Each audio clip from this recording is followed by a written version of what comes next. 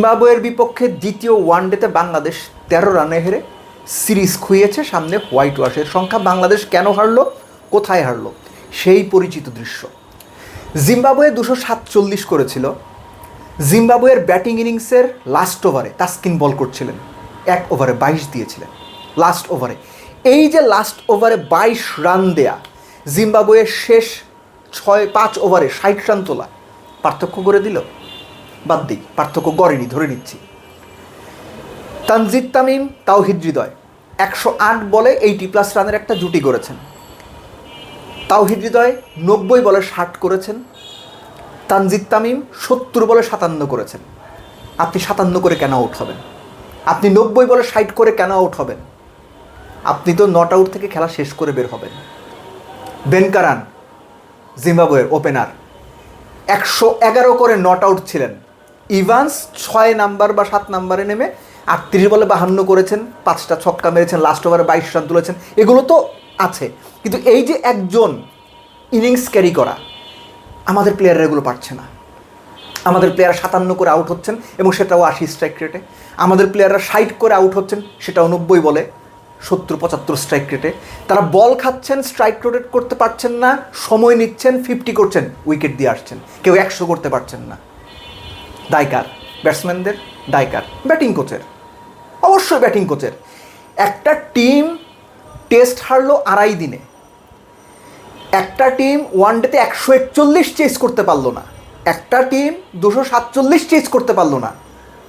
Batting কোচের দায় আপনি দিবেন না? আগে তো প্রশংসা করেছি, আগে তো ক্রেডিট নেওয়ার চেষ্টা করেছেন না? এখন তাহলে দায় নিতে হবে। যে দলটা Australia, New Zealand, Pakistan, West Indies টানা 4টা সিরিজ জিতেছে, প্রত্যেকটাই 3 ম্যাচের সিরিজ ছিল, প্রত্যেকটাই 2-1 জিতেছে বাংলাদেশ, সেই দল জিম্বাবুয়ের এগেনস্টে লোয়ার র্যাঙ্কড টিমের সাথে এত বাজে ব্যাটিং পারফরমেন্স কেন দেখাবে?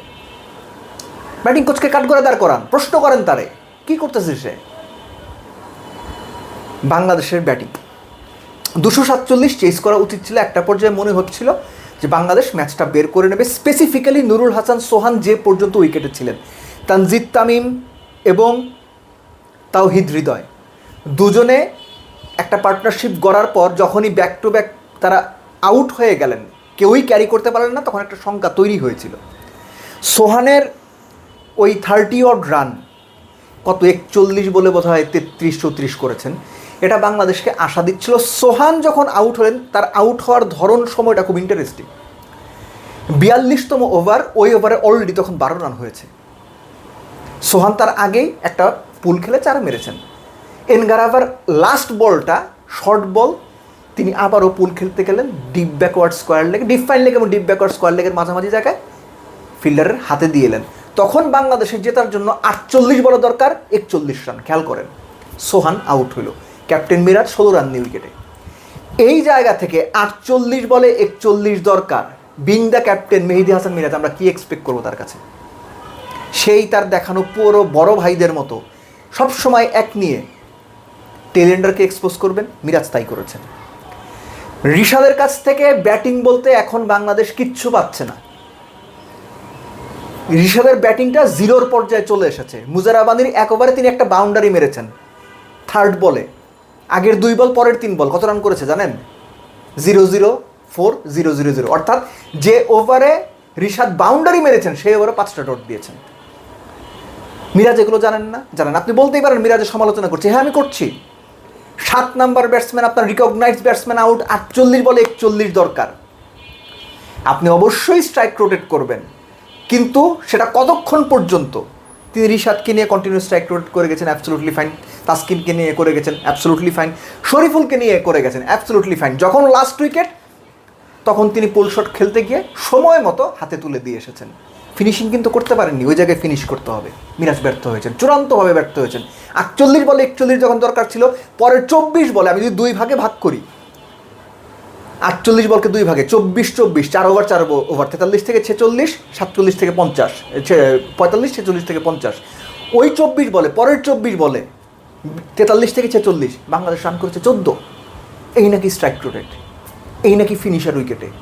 মোসাদ্দেকের কথা আলাদা করে একটু বলতে হবে। অস্ট্রেলিয়ার সঙ্গে যে ইনিংসটা আপনি খেললেন, সারা বাংলাদেশ আপনাকে প্রশংসায় ভাসিয়েছে। তারপর অন্তত 3টা ম্যাচে ফিনিশিংয়ে দারুণ রোল প্লে করে হিরো হওয়ার ম্যাচ শেষ করার সুযোগ ছিল মোসাদ্দেক সৈকত, প্রতিবার আপনি ব্যর্থ হয়েছেন। আমি বলছি না যে এটাই শেষ, কিন্তু প্রতিবার আপনি কেন ব্যর্থ হবেন? ওরকম একটা ইনিংস খেলার পরে আপনার কনফিডেন্সই তো আপনার অন্তত আরও একটা ইনিংস ভালো খেলতে বাধ্য করবে। আপনি পারেননি, মোসাদ্দেক পারেননি, ব্যর্থ হয়েছেন। মিরাজ সুযোগ থাকা সত্ত্বেও ফিনিশিং দিতে পারেননি। 7 নম্বরে যে রোল প্লে করা দরকার, Miraz is not good enough for that. এটা আমি বারবার বলে আসছি। বাংলাদেশের ব্যাটসম্যানরা 50-60 করে আউট হয়ে যাচ্ছেন, কেউ ইনিংস ক্যারি করতে পারছে না। বেন কারান এই ম্যাচে একদম প্রকৃষ্ট উদাহরণ, 111 গোলে নট আউট ছিলেন 135 বলে। ওই ইনিংসটা তিনি খেলেছেন বলেই ব্র্যাড ইভান্স তাসকিনের লাস্ট ওভারে 22 রান তুলতে পেরেছেন। বাংলাদেশের আমাদের তানজিদ তামিম 57 করে আউট হন, আমাদের তাওহিদ হৃদয় 60 রান করে আউট হন, আমাদের নুরুল হাসান সোহান 1 ওভারে 12 করা সত্ত্বেও 12 রান আসার পরও যখন ভালো ব্যাট করছেন তারপরেও পুলশট খেলে উইকেট দিয়ে আসেন। এই ম্যাচ অ্যাওয়ারনেস, এই দলকে টেনে নিয়ে যাওয়া, ম্যাচ ফিনিশ করা, বড় ইনিংস খেলা, বছরের পর বছর এগুলোই আমরা বলছি, আপনারাও এগুলোই শুনছেন, প্লেয়াররাও একই জিনিস বারবার করছে। No change, everything is going on line, একদম লাইনে আছে। জিম্বাবুয়ের বিপক্ষে জিম্বাবুয়ের কন্ডিশনে এরকম যদি ব্যাটিং পারফরমেন্স হয়, বিশ্বকাপে এই দলের কাছ থেকে আপনি কী আশা করবেন? এই প্লেয়াররাই তো যাবে। কয়জন ঢুকবে? আর লিটন ঢুকবে, আর 2-1 এদিক ওদিক হইতে পারে, তাই তো? এটা তো মূল বিশ্বকাপ দল। এখানে কি এক্সপেক্ট করেন আপনি? বোলাররা তাদের কাজটা করেছেন। আনফর্চুনেটলি তাসকিন লাস্ট ওভারে 22 রান দিয়ে দিয়েছেন, হয়ে গেছে। তাসকিন 57 দিয়েছেন, অর্থাৎ তাহলে হিসাব করেন 57 রানের মধ্যে 22 রান তিনি শুধুমাত্র লাস্ট ওভারেই দিয়েছেন, অর্থাৎ 9 ওভারে 35 রান দিয়েছিলেন। দুর্দান্ত বল করেছেন, আগের ম্যাচেও খুব ভালো বল করেছেন। ম্যাক্সিমাম সময় ও মানে নতুন বলে উইকেটগুলো তাসকিনই তুলে দিচ্ছেন, কখনো একটা, কখনো 2টা বা তার চেয়ে বেশি। তো যখন হয়নি, লাস্ট 6 ওভারে 60 করেছে জিম্বাবুয়ে, বাংলাদেশের তো সেটার কাউন্টার দিতে হবে, ব্যাটসম্যানদের দিতে হবে। ব্যাটসম্যানরা ব্যর্থ হয়েছেন। যে দল 100, যে ব্যাটিং লাইন আপ 141 চেস করতে গিয়ে ম্যাচ হারে, তারা 247 চেস করতে গিয়ে 13 হারে হেরেছে। এটাকে তাহলে তো মন্দের ভালো বলতে হয়েছে। নাই ভাই, তাও তো 200 পার করছে। Batting is going downwards. খুব বাজে ব্যাটিং হচ্ছে, খুব বাজে ব্যাটিং হচ্ছে। যারা স্টার্ট পাচ্ছেন, ইনিংস ক্যারি করতে পারছেন না, যাদের ফিনিশিং রোল পালন করা দরকার, মুসাদ্দেক, মিরাজরা, তারা ব্যর্থ হচ্ছেন। এন্টায়ার ব্যাটিং ইউনিট ব্যর্থ হচ্ছে, এবং ব্যাটিং আপনার পরিকল্পনার কোনো ধরনই কাজে লাগছে না। এখন বাকি থাকলো জিম্বাবুয়ের সঙ্গে white wash. Hopefully white wash ঠেকাতে পারবেন, ইজ্জত বাঁচাইতে পারবেন। যদি সেটা না পারেন, ওই যে নামের পাশে বাংলা ওয়াশ, মানুষকে বলে আমরা অভ্যস্ত। এবার আমরা নিজেদেরই বলবো, আমরা জিম্বাবুয়ের সঙ্গে বাংলা ওয়াশ হয়ে দেশে ফিরেছি।